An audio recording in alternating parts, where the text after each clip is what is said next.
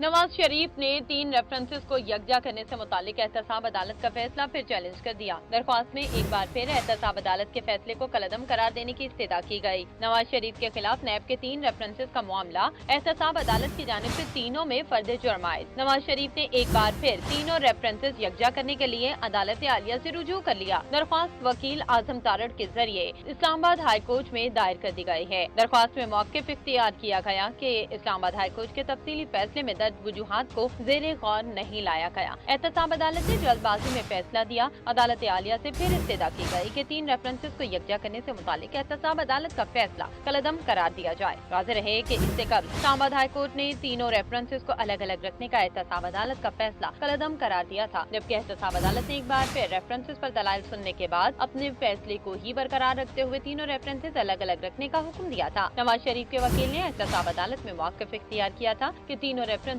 मुश्तरक हैं, जिनके गवाहान भी मुश्तरका ही हैं। वो तमाम रेफरेंसेस पर दलाइल भी एक ही देंगे। ताहम एहतसाब अदालत ने नवाज शरीफ के वकील की इस्तदा मुस्तरद कर दी थी, जिसके बाद एक बार फिर अदालत आलिया का दरवाजा खटखटाया गया।